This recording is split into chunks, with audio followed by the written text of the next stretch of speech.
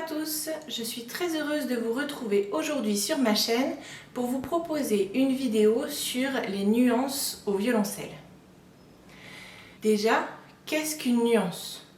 Une nuance, ce n'est pas seulement un volume sonore, c'est aussi une intention musicale.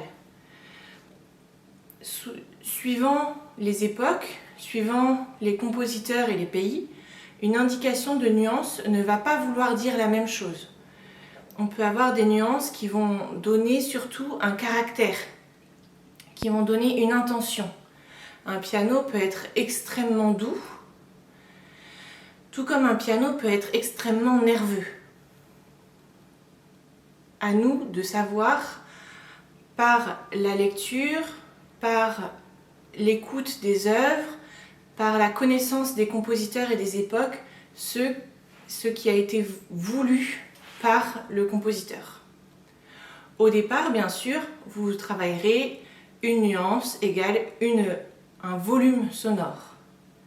Mais sachez que par la suite, vous pourrez avoir des fortés extrêmement doux, des fortés très nerveux, comme des pianos extrêmement doux ou des pianos extrêmement nerveux.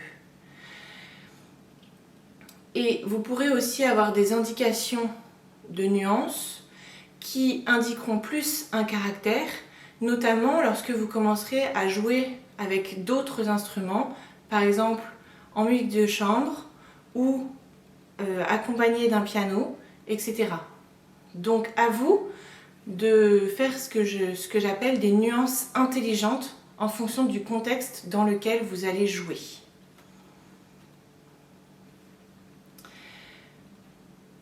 Il y a plusieurs paramètres. La pression, la vitesse, la hauteur, la place dans l'archet et l'énergie que vous allez mettre dans votre archet.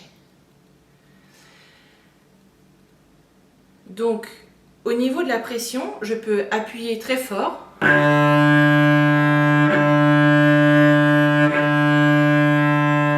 ou appuyer très peu fort.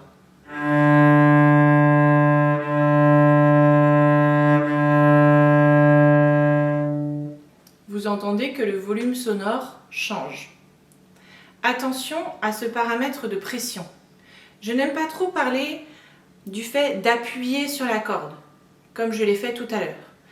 Tout à l'heure, je l'ai fait exprès pour que vous compreniez qu'on peut appliquer une pression avec la main, on peut serrer la baguette. Sauf que vous vous rendrez assez vite compte que si vous serrez votre baguette, que vous appuyez, vous allez avoir des tensions dans la main, dans l'épaule et vous allez vous faire mal. Je préfère parler de lâcher de poids, c'est-à-dire que plus je vais vouloir jouer fort, plus je vais lâcher la totalité du poids de mon bras dans mon archet.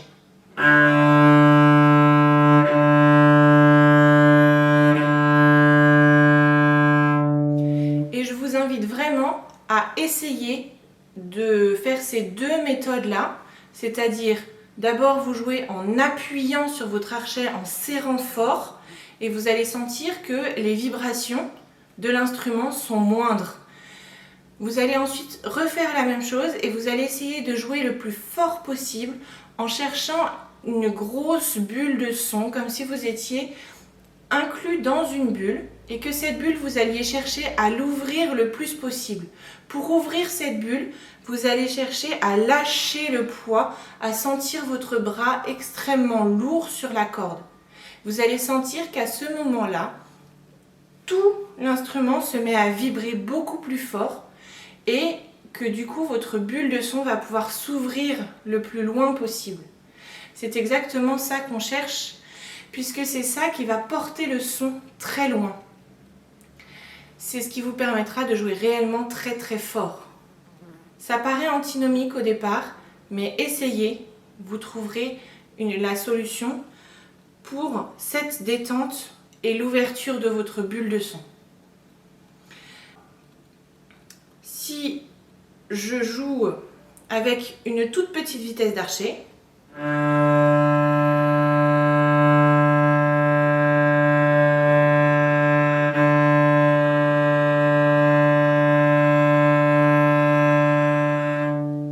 je vais avoir un son moindre par rapport à une très grande vitesse d'archet.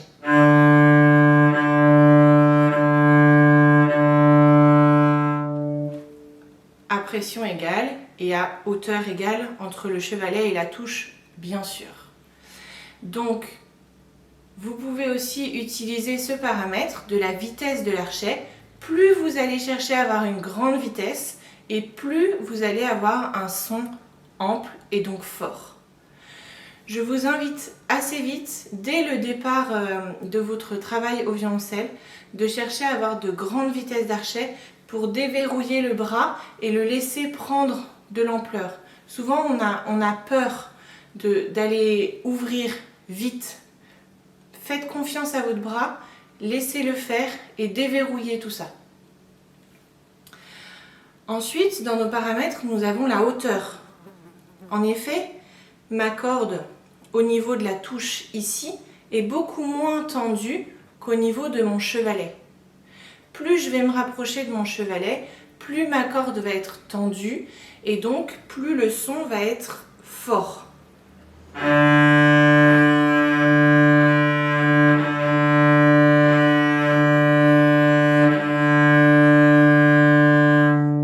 Et plus ma corde va être souple et plus le son va être faible.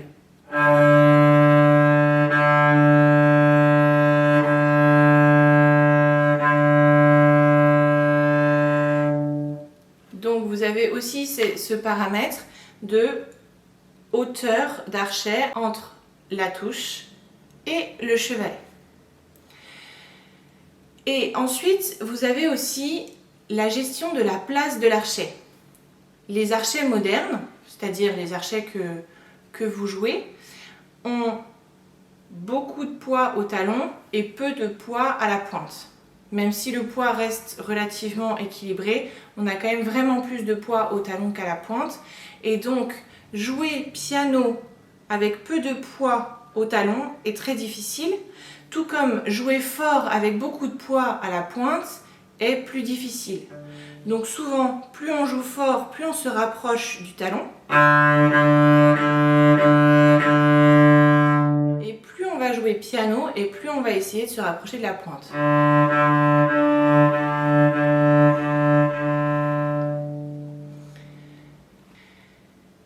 J'espère que cette vidéo vous aura été utile. J'ai été très heureuse de la partager avec vous. Je suis bien sûr disponible en commentaire si vous avez des questions. Et n'oubliez pas de vous abonner à ma chaîne pour être averti de la prochaine vidéo. À bientôt!